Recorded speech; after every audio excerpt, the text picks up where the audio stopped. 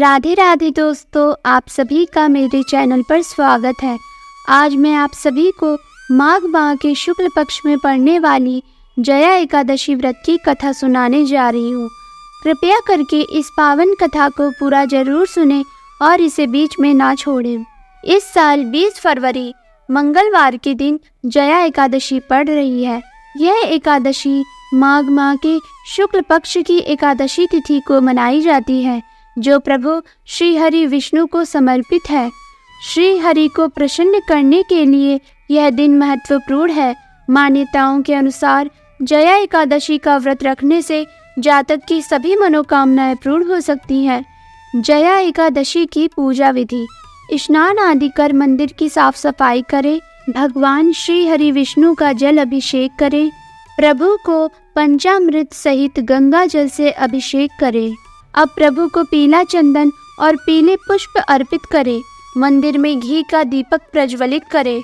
संभव हो तो व्रत रखें और व्रत लेने का संकल्प करें। जया एकादशी की व्रत कथा का पाठ करें अथवा सुने। ओम नमो भगवते वासुदेवाय मंत्र का जाप करें। पूरी श्रद्धा के साथ भगवान श्री हरि विष्णु और माता लक्ष्मी जी की आरती करें। प्रभु जी को तुलसी दल सहित भोग लगाएं। अंत में क्षमा प्रार्थना करें। अब मैं आप सभी को जया एकादशी व्रत की कथा सुनाने जा रही हूँ। एक बार अर्जुन भगवान श्री कृष्ण से प्रश्न करते हैं कि हे भगवान, अब कृपा कर आप मुझे माघ माह के शुक्ल पक्ष की एकादशी का क्या महत्व है, विस्तार पूर्वक बताइए। माघ शुक्ल पक्ष की एकादशी में किस देवता की पूजा करनी चाहिए तथा इस एकादशी व्रत की कथा क्या है, उसके करने से किस फल की प्राप्ति होती है, शीघ्र ही बताएं।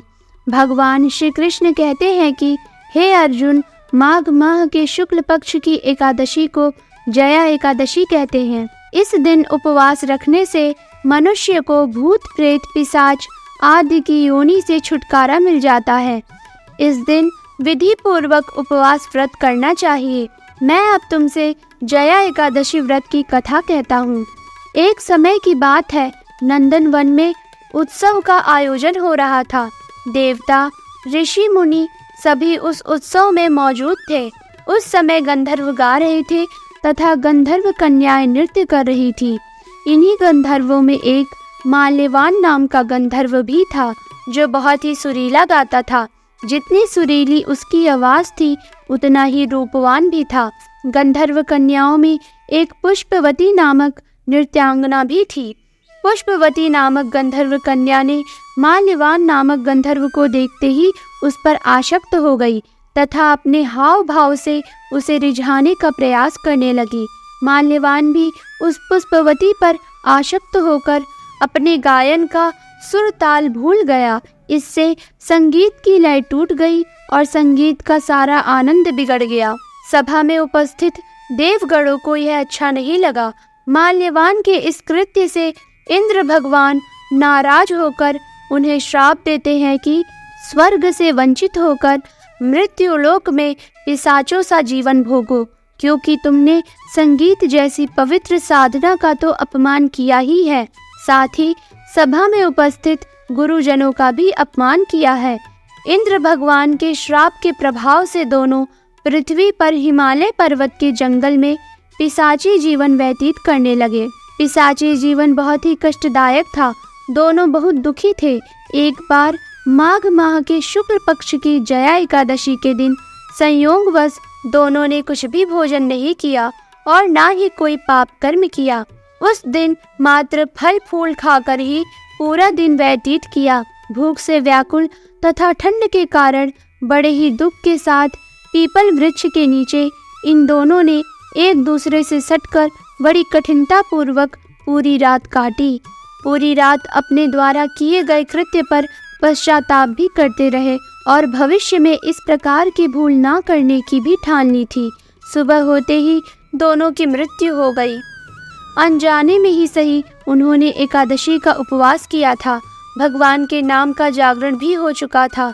परिणाम स्वरूप प्रभु की कृपा से इनकी पिशाच योनि से मुक्ति हो गई और पुनः अपनी अत्यंत सुंदर अप्सरा और गंधर्व की देह धारण करके तथा सुंदर वस्त्रों तथा आभूषणों से अलंकृत होकर देवराज इंद्र उन्हें स्वर्ग में देखकर आश्चर्यचकित हुए और पूछा कि वे श्राप से कैसे मुक्त हुए। तब उन्होंने बताया कि भगवान विष्णु की उन पर कृपा हुई। हमसे अनजाने में माघ माह के शुक्ल पक्ष की एकादशी यानी जया एकादशी का उपवास हो गया, जिसके प्रताप से भगवान विष्णु ने हमें पिशाची जीवन से मुक्त किया। कुछ इस तरह से जया एकादशी का व्रत करने से भक्त को पूर्व में किए गए पाप कर्मों से मुक्ति मिलती है। तो बोलिए जया एकादशी व्रत की जय हो, लक्ष्मी नारायण की जय हो, एकादशी माता की जय हो। तो ये रही माघ माह के शुक्ल पक्ष में पड़ने वाली जया एकादशी व्रत की कथा। अगर आपको हमारी ये वीडियो पसंद आई हो तो हमारी इस वीडियो को लाइक करें और इसे ज़्यादा से ज़्यादा शेयर करें और ऐसी भक्ति कथा कहानी सुनने के लिए हमारे चैनल को सब्सक्राइब करें और कमेंट सेक्शन में जय लक्ष्मी नारायण और जय एकादशी माता लिखना ना भूलें। तब तक के लिए राधे राधे, जय श्री हरि।